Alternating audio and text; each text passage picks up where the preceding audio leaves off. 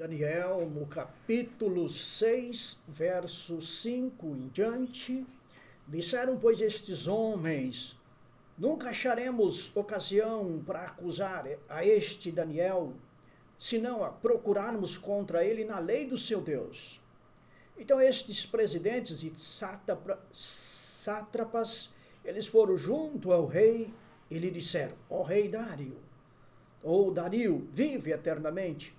Todos os presidentes do reino, os prefeitos, os sátrapas, conselheiros e governadores concordaram em que o rei estabeleça um decreto e faça firme o interdito que todo homem que por o espaço de 30 dias fizer petição a qualquer outro Deus ou a qualquer outro homem, a não ser a ti, ó rei, seja lançado na cova dos leões. Agora, pois, ó rei, sanciona o interdito e assina a escritura para que não seja mudado segundo a lei dos medos e persas, que se não pode revogar. Por esta causa, o rei Dário assinou a escritura e o interdito. Daniel, pois, quando soube que a escritura estava assinada, entrou em sua casa, em cima, no seu quarto, onde havia janelas abertas para o lado de Jerusalém. 3 vezes por dia se punha de joelho e orava, e dava graças diante do Deus, que assim como ele sempre costumava fazer. Ó queridos, os inimigos de Daniel, eles foram ter com o rei, e disseram então para o rei: ó rei, estabelece aquele interdito, assina a escritura para que não seja mudado conforme a lei dos medos e persas. Quando o rei medo ou persa assinava uma lei, nem mesmo ele tinha o poder para revogar esta lei. Tinha que cumprir. Nem mesmo o próprio rei tinha o poder. No Império Medo-Pérsia era assim, esse era o costume deles. A lei era o mestre, e uma vez assinada, então, todos deviam cumpri-la, servi-la. Por essa causa, então, o rei assinou a escritura, assinou o interdito.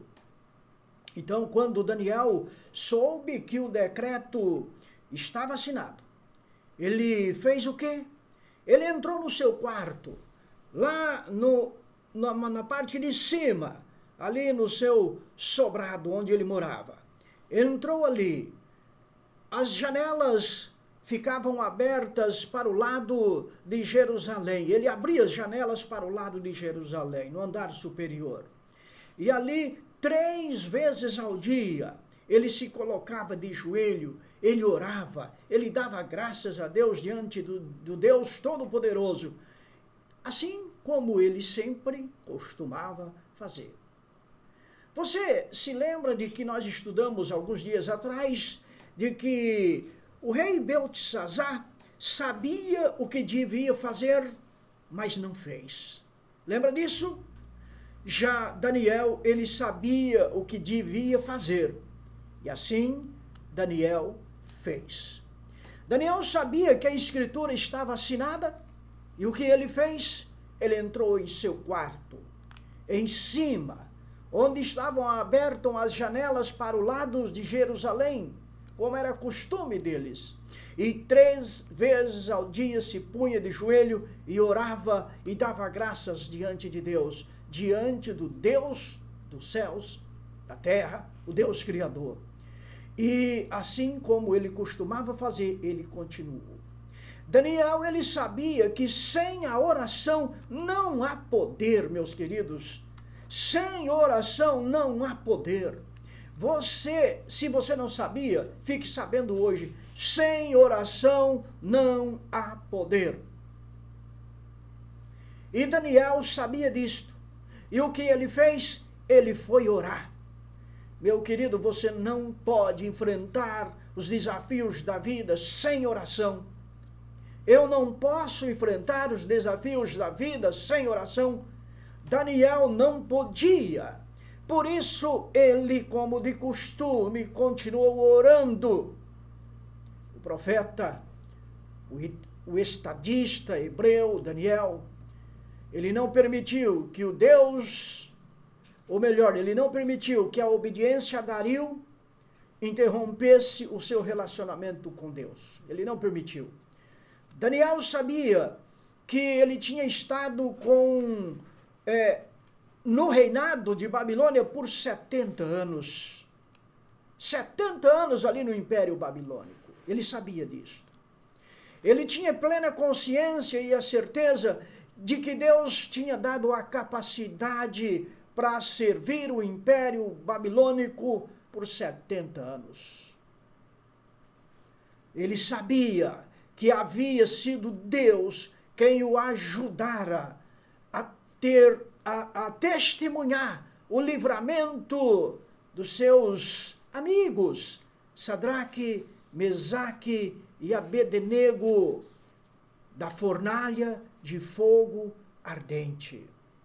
Ele sabia que tinha sido Deus Todo-Poderoso que tinha dado a oportunidade, dado a inteligência, dado a revelação para que ele interpretasse o sonho da estátua de Nabucodonosor. Ele sabia que tinha sido Deus que tinha dado a capacidade dele interpretar o sonho daquela grande árvore que tinha sido cortada. Daniel, ele sabia, meus queridos, que Deus tinha dado a ele a capacidade de ajudar com que o reino de Babilônia continuasse sem invasões durante 7 anos, dos quais Nabucodonosor, enfrentando aquela insanidade licantrópica, ficou ali comendo grama como um animal. E Daniel estava ali naquela governância, cuidando do reino de Babilônia. Deus sabia, ou melhor, Daniel sabia que era Deus que tinha dado esta oportunidade de interpretar também o sonho sobre o juízo, o cortar daquela grande árvore. Sim, ele sabia.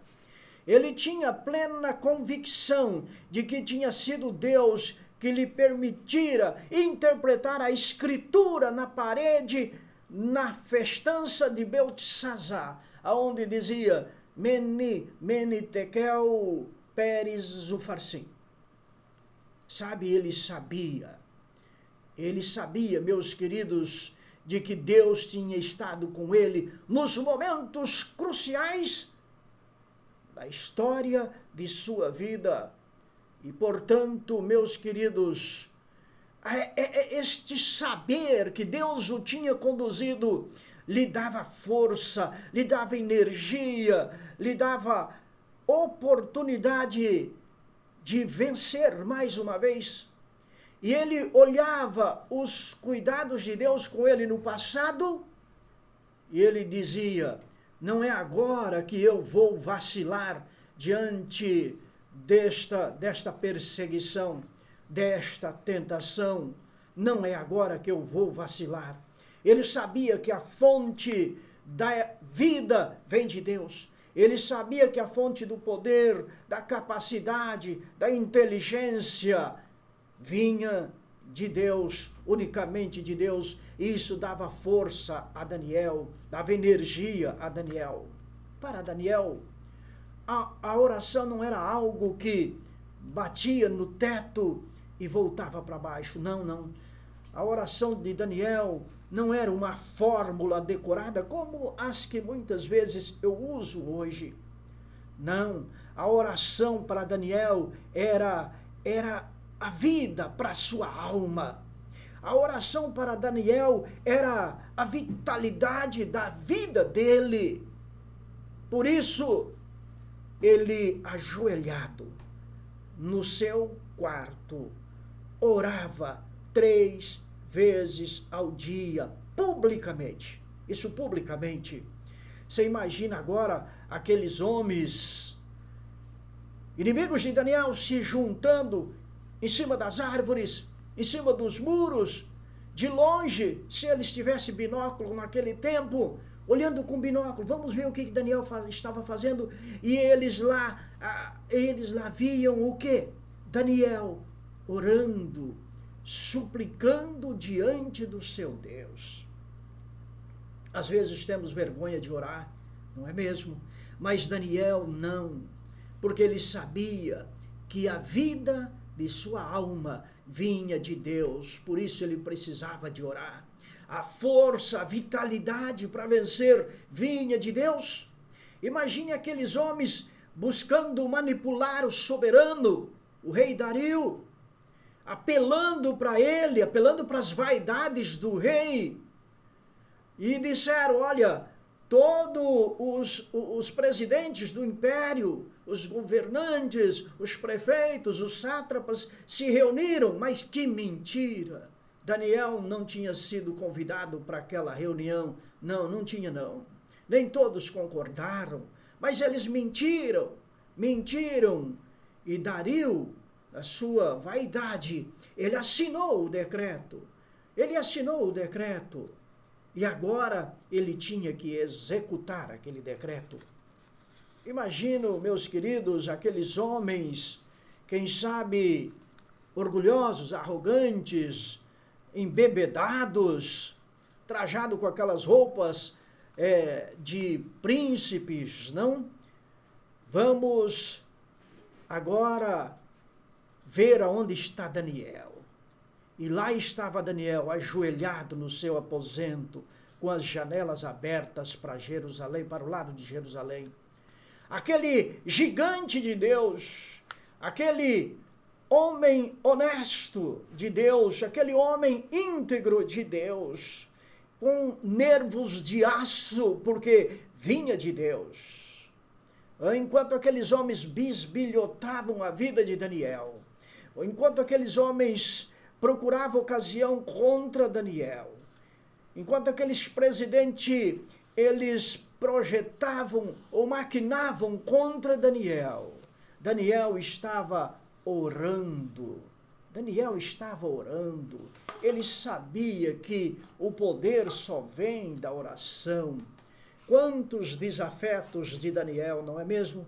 Quantas pessoas tinham raiva de Daniel por causa da sua honestidade, por causa da sua sinceridade, por causa da sua graça que vinha de Deus. E ali, aqueles mesquinhos mostravam quem realmente eles eram, tentando achar uma ocasião contra o fiel homem de Deus. Espere um pouquinho, vamos fazer uma pausa nesse decreto que o rei Dario assinou. Um decreto arbitrário, um decreto malevolente, um decreto de má índole, um decreto que simplesmente era para prejudicar, um decreto malicioso, mal intencionado, não por parte de Dario, o rei, mas por parte dos seus comandados. Quanta traição, não é mesmo, queridos? Se eles pudessem matar Daniel, aqueles desafetos matariam Daniel. Mas eles, para não serem condenados, eles então armaram tudo isso. Sabe, meus queridos, no espaço de 30 dias, eles não podiam orar a outro Deus ou fazer qualquer petição a não ser ao rei Dario. Não podiam. E Dario, ele assinou esse decreto. Ali nós vemos um grande conflito, meus queridos, um grande conflito. Um grande conflito entre a verdade e o erro, entre o bem e o mal, entre a adoração a Deus e a adoração ao homem. Um grande conflito entre a lei de Deus e a lei dos homens. Um grande conflito entre a ordem de Deus e a ordem dos homens. Um grande conflito entre a referência a Deus e a reverência dos homens. O centro desse grande conflito que Daniel viveu foi a lei de Deus. A lei de Deus, sim. É o confronto entre a lei de Deus e a lei dos homens. no caso, assinado por Dario naquele momento. Um dos mandamentos de Deus diz: não terás outro Deus diante de mim. E Daniel conhecia muito bem essa lei. E ele tinha plena convicção de que não havia outro Deus além do Deus Criador dos céus e da terra, a quem ele adorava. Mas agora havia uma outra lei que dizia: ninguém adore outro Deus ou faça petição a outro homem, senão a Dario. A lei de Deus e a lei dos homens estavam agora em um grande conflito. A adoração a Deus e a adoração a Dario era o motivo do conflito, do embate naquele momento. No fim da vida de Daniel, ele já era bem velho, era um homem já bem idoso. Agora ele enfrenta esse conflito sobre a adoração. Queridos, a quem Daniel adorava? A quem eu, Daniel, também, adoro. A quem você que está me ouvindo agora nesse momento, a quem você adora? Você adora homem ou você adora de fato a Deus? Como você adora? De que jeito você adora? Percebem? Não adianta você dizer assim: eu adoro a Deus. Claro que todo mundo fala: eu adoro a Deus. Mas a verdadeira adoração, meus queridos, ela não deve entrar em conflito com a lei de Deus. Do contrário, não é adoração. Daniel, ele podia ter fingido de não estar adorando a Deus. Mas o coração de um homem verdadeiro, de um verdadeiro adorador, ele não conflita com os princípios de Deus. Não conflita. Quando a nossa adoração ela conflita com as ordens de Deus, mesmo que seja por um período curto. Nós tivemos esses momentos de pandemia, queridos, e as igrejas fecharam para o cuidado. Decretos saíram: fechem as igrejas. Mas não houve decreto dizendo: parem de adorar a Deus. E porque as igrejas fecharam, muitas pessoas pararam de adorar a Deus. Exatamente. Pararam. Um simples decreto. Não foram mais à igreja, pararam de estudar a Bíblia, pararam de cantar, pararam de louvar, pararam de testemunhar. Muitas pessoas pararam. Quando a igreja volta agora abrindo as suas portas, muitas pessoas não voltaram mais à igreja. Meus queridos, um pequeno tempo de crise que enfrentamos, muitas pessoas que não eram ou não são verdadeiros adoradores, pararam de adorar. Como você adora? Que problemas traz os enfrentamentos da vida? Que problemas que aparecem que impede da gente adorar? Sabe, meus queridos, ao final, ou quase ao final da vida de Daniel, ele agora teve que enfrentar um teste de lealdade. Um teste de lealdade para com a lei de Deus, para com a adoração a Deus. No fim dos tempos, meus amados, não será diferente. Haverá novamente um teste em que os homens passarão por esse grande teste. Adorarão a quem? A Deus ou a criatura? Adorarão aquele Deus que assenta-se no trono do universo ou adorarão aquele que assenta no trono terrestre, querendo ser Deus, parecendo ser Deus, como se fosse o próprio Deus, como diz o livro de Tessalonicenses, parecendo o próprio Deus. Ninguém de modo nenhum vos engane, porque isso não acontecerá sem que primeiro venha a apostasia e seja revelado o homem da iniquidade, o filho da perdição, aquele que se opõe e se levanta contra tudo o que se chama Deus, ou é objeto de culto, a ponto de assentar no santuário de Deus, ostentando-se como se fosse o próprio Deus. Meus amados, enfrentaremos novamente esse dilema, esse grande conflito. Se nós olharmos para o livro de Apocalipse, capítulo 14, nós vemos ali apresentando esse grande conflito.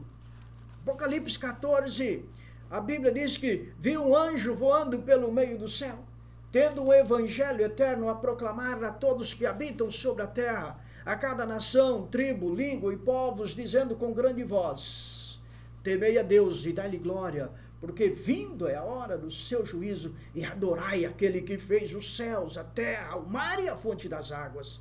Perceberam? Esse conflito os filhos de Deus enfrentam e enfrentarão com muita mais intensidade nos últimos dias da história desse mundo, que estamos caminhando para isso. Um anjo dizendo: adore unicamente a Deus. Um decreto universal vai ocorrer também, porque essa mensagem ela é universal. Um anjo voando pelo meio do céu, a cada nação, tribo e língua, dizendo: vai chegar a hora do juízo, então adore unicamente a Deus. Você está adorando unicamente a Deus? Estamos nós, como Daniel, adorando unicamente a Deus? Decretos como o de Ciro vai surgir, obrigando eu e você adorarmos também a besta. Como diz no verso 9 em diante de Apocalipse 14, seguiu-se a este outro anjo, terceiro, dizendo com grande voz: se alguém adora a besta e a sua imagem, e receber o seu sinal na fronte ou sobre a mão, também esse beberá do vinho da cólera de Deus, preparado sem mistura do cálice de sua ira, e será atormentado com fogo e enxofre diante dos santos anjos e na presença do Cordeiro. Ora, meus queridos, Apocalipse 13 fala que no fim dos tempos, verso 16, a todos pequenos, grandes, pequenos e grandes, ricos e pobres, livres e escravos, faz que com que lhe seja dada uma certa marca sobre a mão direita ou sobre a testa ou sobre a fronte, para que ninguém possa comprar ou vender, senão aquele que não tiver o número da besta e da sua imagem. Oh, meus queridos, a mesma situação que ocorreu com Daniel ocorrerá nos últimos dias. E apenas uma pequena situação que ocorreu, muitos que diziam ser adoradores pararam de adorar. Imagine agora com um decreto como o de Daniel, com um decreto como esse da besta, faz com que todos, ricos e pobres, grandes e pequenos, adorem a besta. Decreto, meus queridos, e decreto universal. Sabe, estamos vivendo nos dias finais da história desse mundo. E a quem nós adoramos? A história de Daniel sendo jogado na cova dos leões não é apenas uma história. Ela nos revela o futuro. Ela nos revela que haveremos de prestar reverência unicamente a Deus ou à besta. Não haverá meio termo. Mas Deus está conclamando eu e você: adore aquele que fez os céus e a terra. Um chamado para adorarmos unicamente a Deus, para sermos fiéis a Deus. Se alguém adorar a besta, a sua imagem, esse vai beber do vinho da cólera de Deus preparado sem mistura. Sabe, queridos, deixa eu dizer uma coisa para você. Quem não adora a besta, adora a Deus. E Apocalipse, ele diz, Apocalipse 12, ele diz, aqui está, ou melhor, é Apocalipse 14, 12, aqui está a perseverança do santo, os que guardam os mandamentos de Deus e têm a fé em Jesus. Os verdadeiros adoradores estão inseridos neste verso. Vou repeti-lo. Aqui está a perseverança dos santos. os que guardam os mandamentos de Deus e a fé em Jesus. Não os mandamentos do homem. Importa obedecer a Deus do que aos homens. Você e eu estamos hoje obedecendo a Deus ou aos homens? Que lei que eu estou obedecendo? A de Deus ou a dos homens? Eu não deveria refletir sobre isso? Nos dias de Daniel, um líder poderoso assinou aquele decreto que proibia a adoração genuína. Logo mais, um líder mundial, ele vai unir Estado e Igreja e juntos vão forjar um decreto que vai proibir a adoração genuína. O profeta Daniel fala sobre isso. O profeta João do Apocalipse fala sobre isso. Outros profetas também falam que nos últimos dias haverá um tempo de perseguição tão grande como nunca houve. E tenham certeza disso, a igreja de Deus não vai estar arrebatada. Não, a igreja de Deus não vai estar no céu, não vai estar não. Quando veio esse decreto para Daniel, Daniel estava lá no reino. Os servos, os companheiros de Daniel provavelmente estavam lá também. Às vezes pensamos, quando vir esse decreto, quando a besta aparecer, a igreja de Deus já foi arrebatada. Nada a ver. Nos dias de Daniel, Daniel estava lá. A igreja de Deus não tinha sido arrebatada. Na perseguição de Elias, a igreja não tinha sido arrebatada. Elias estava lá sendo perseguida pela Jezabel. Sim, nos últimos dias nós vamos viver uma experiência semelhante à experiência de Daniel. Quem se ajoelhar e adorar a imagem, quem se ajoelhar a adorar a Deus, vão sofrer perseguições. Decreto máximo. Adorar a Deus, como foi no dia de Daniel, dos seus companheiros que foram jogados na fornalha de fogo, adorar a Deus será infração. Nos últimos dias, adorar a Deus será infração. Pagaremos pesado e até com a própria vida. O problema será o que, irmãos? A adoração. O problema será a lealdade, será a obediência. A minha pergunta nesta manhã, terminando: se hoje nós achamos difícil servir a Deus, quando aqui no Brasil gozamos de plena liberdade, minha pergunta é: e nos dias que houver coerções, decretos, nos dias que houver imposição, o sinal, não compra, não vende se não tiver o sinal. Como que nós enfrentaremos esses dias? Oh, meu querido, você está preparado? Quem você está adorando? Daniel, ele não foi preparar-se para aquele momento, naquele momento. Não. Daniel já se preparava, como a Bíblia diz, como era costume dele. Tem muitas pessoas que pensam assim: naquele momento difícil, quando aparecer o sinal da besta, eu vou me preparar. Oh, meu querido, pode ser tarde demais para o preparo. É hoje que nós temos que nos preparar, nos fortalecer, cair de joelho como Daniel, clamar a Deus o poder do Espírito Santo, ser leal a Deus, ser leal aos seus mandamentos. Aqui está a perseverança dos santos, os que guardam os mandamentos de Deus e a fé em Jesus.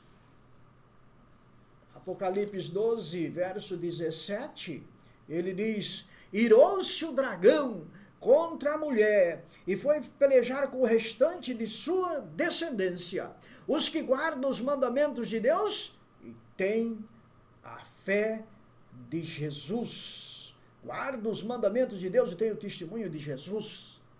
O dragão está irado contra os verdadeiros adoradores, como era o caso de Daniel. Um grupo de homens irados contra a fidelidade de Daniel, contra a honestidade do profeta de Daniel. Nos últimos dias, o mundo se voltará contra os verdadeiros adoradores, estarão irados contra os verdadeiros adoradores. Sábado que vem nós vamos ver o que aconteceu com Daniel pela sua fidelidade. E também nós entenderemos o que Deus fará por aqueles que forem fiéis nos últimos dias. A quem você adora? Como você está adorando? Você é fiel? Você é leal a Deus? Aos seus mandamentos? Reflita sobre isso e ore comigo. Pai querido, obrigado. Obrigado porque a tua palavra vem nos despertar nesta manhã. Queremos ser verdadeiros adoradores como foi Daniel. Que o Senhor prepare o nosso coração hoje para quando vir a crise, estejamos fortalecidos, preparados, fortalecidos do Espírito Santo, na obediência, na fé. Ó Pai, somos tão fraquinhos, mas o Senhor é poderosíssimo e pode nos dar vitória.